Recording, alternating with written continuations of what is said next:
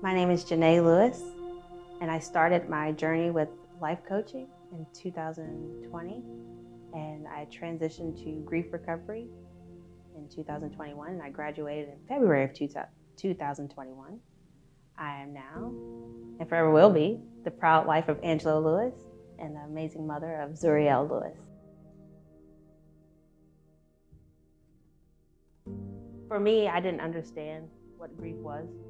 So I identified as there was a lot, starting with the struggles of where was the anxiety coming from when it came to certain matters of family issues, or what was this feeling of wanting to be accepted. I didn't understand any of that was related to grief. And when it came down to pregnancy, I didn't even realize it had anything to do with that. I just knew this was something that I wanted for years and it wasn't happening. And even though I believed God for it, there was always a sense of doubt behind it.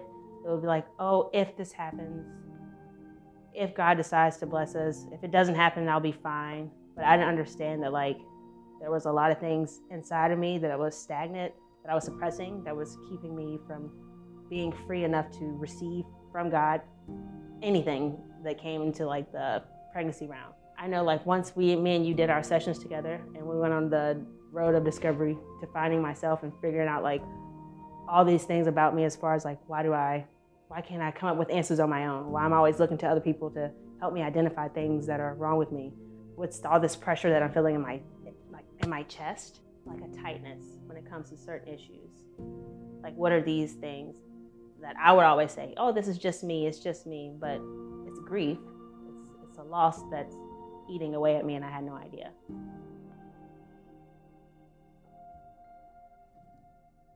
Emotionally, I didn't realize how numb I was until we got halfway through the book. And that came from suppressing so many things from my childhood to my young adult years. And it's what I'm doing right now is a front. I'm smiling, I'm laughing, but inside I'm truly hurt. And I don't let people see that part of me. And heck, I didn't even see that part of me. So emotionally, it was evident, but I didn't realize it. I just this is me. Spiritually, it's a block, because even though I believed Jesus for everything, there was always doubt that he wouldn't do things.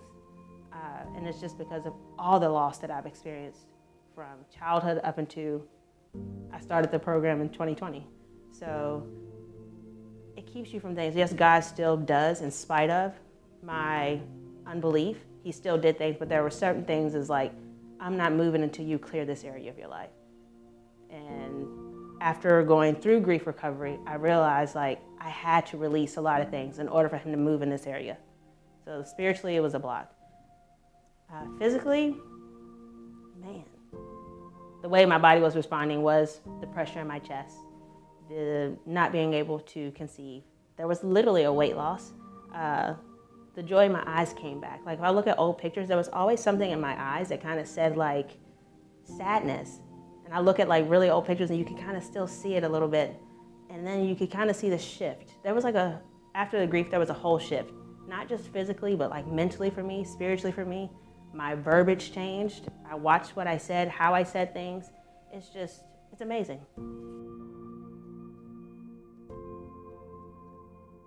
And the beginning of 2020 was a start over reset for me. I had no other choice but to sit still with myself.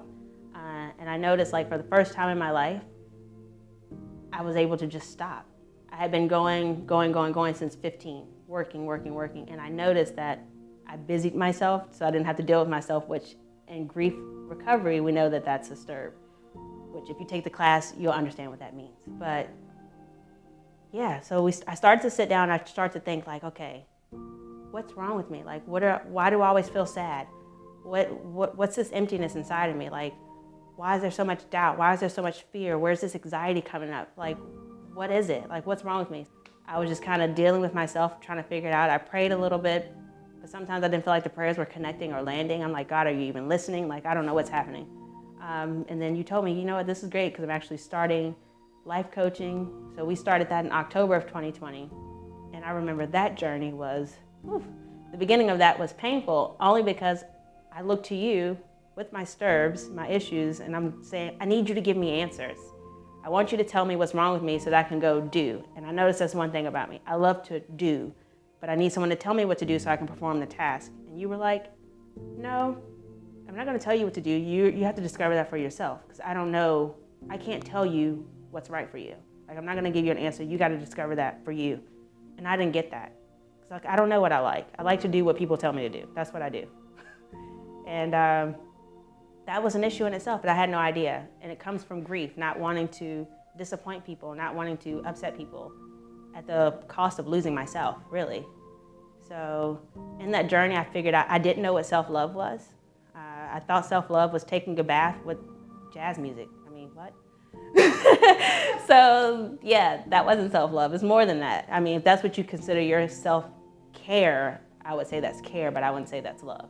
But yeah, after our journey, I understood more of self-love, like accepting myself, being okay with me, understanding that I'm a child of God, I'm loved by God first. And just understanding that, like, there are things in my past, and it's okay, they hurt. I need to complete those things so that I can move on and open up, allow that drain to open up to let other things through. And once I released a lot of things or completed a lot of things, God was able to move. And in 2021, near the end of our grief recovery, I was able to share with you that for the first time ever in my life, 8 years now married, me and my husband, Angelo, had a positive pregnancy test. We've never seen that, and we have been trying since 2018. So it was kind of like the drain was opened, and God, he filled it up. Like, it was so amazing. And I'm like complete joy. You can't tell me anything. Like, grief recovery works. Grief recovery works. It works. You have to clear out, people. Like, it's crazy, but you don't know unless you know.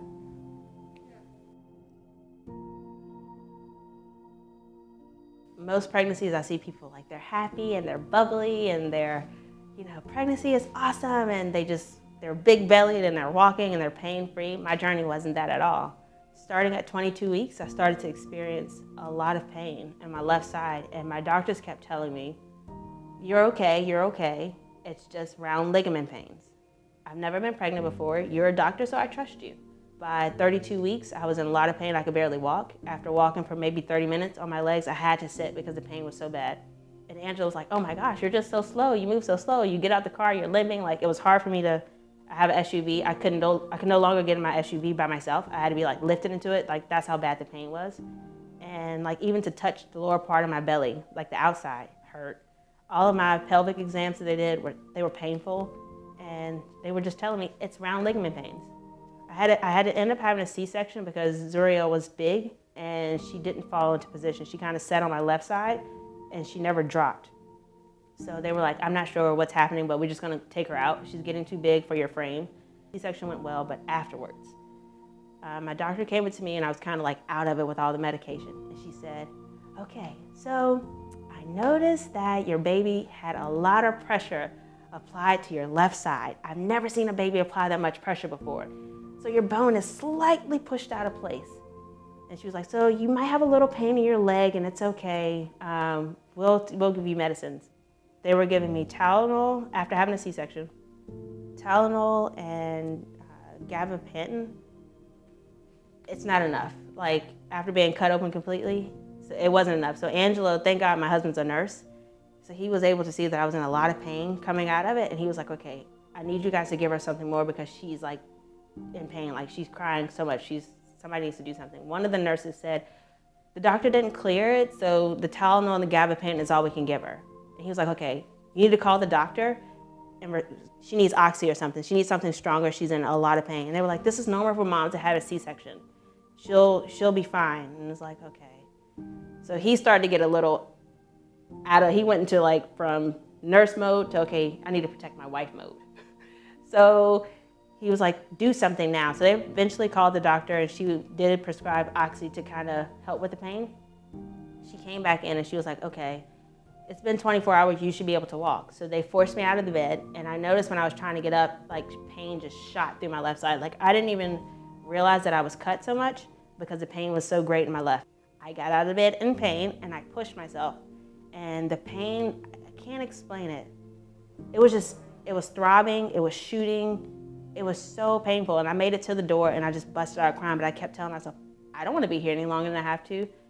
As much pain as I am, I'm just gonna go. So the nurse comes and she's like, I've never seen someone cry this much. So she was like, I don't know like if she's not wanting to walk or is she really in pain. And then my doctor came back and I kept telling her, I was like, my leg hurts so bad. Like, it's so much pain over here. For your pelvic bone, there's a joint in the inside and it had been completely stretched. Normally it's like probably like this big and it was probably stretched almost 2 inches. So if you could think of like your hip almost being broke and then they forced me to walk on it. So that was happening to me and that was the pain that I was experiencing. Most moms, they have their babies, they're able to change the baby and hold the baby and love on the baby. I had my baby and I was bound to my bed because I couldn't move and I was in so much pain. So Angela had to do everything. First diapers, all that stuff I couldn't do, I just could watch. And that was painful in itself because you want those moments. You want to be able to take all those first pictures. I couldn't do any of that.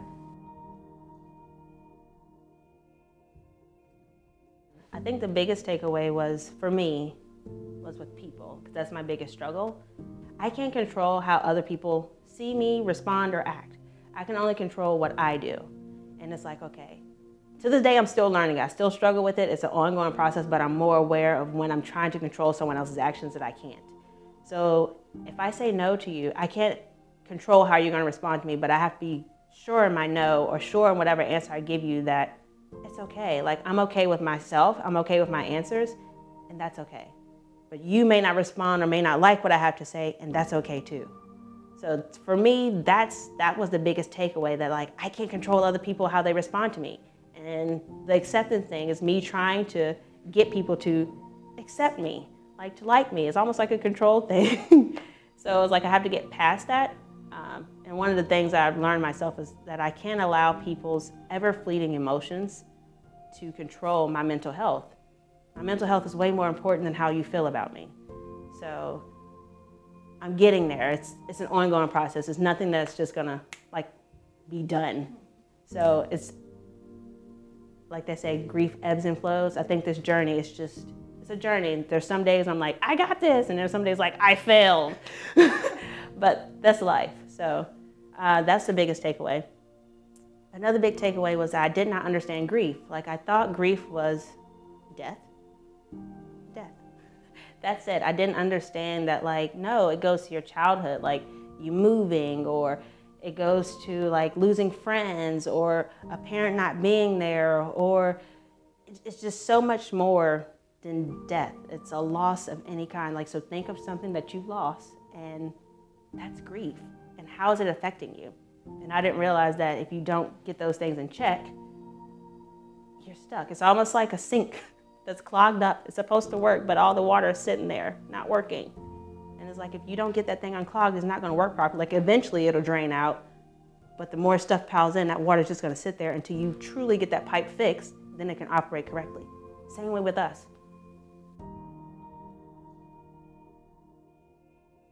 Continue on this journey, I think that it's a tool, it's a toolbox. So now I've added this in, so it's just gonna help me even more.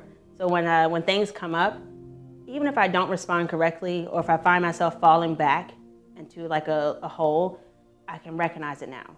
I see it for what it is, and I'm like, okay, I can either sit here and allow grief or my lack of education or whatever it is, I can stay right there and not do anything about it. Or I can take the tools that I have, see it for what it is. Okay, it's a loss, it's affecting me, it hurts, live in that moment, but how do I get myself out of it? What do I need to do? What do I need to do to like reconcile the issues? So I think that grief recovery will help not only the mothering part of our community, but mothers and fathers, people in general. A lot of us think that grief is just 7 steps. And grief is related to death, as I mentioned before.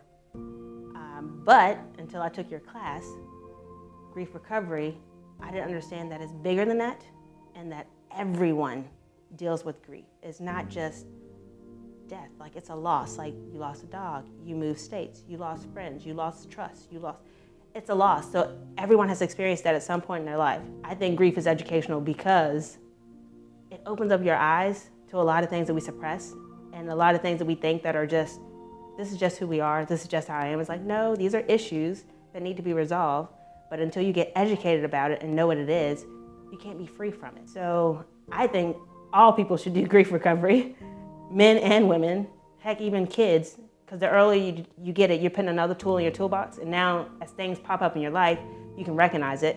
And then maybe you can educate other people, but you should also lead them to someone that's a facilitator. Because I've tried to explain to people and it's like, I just tell them, look, you need to do it.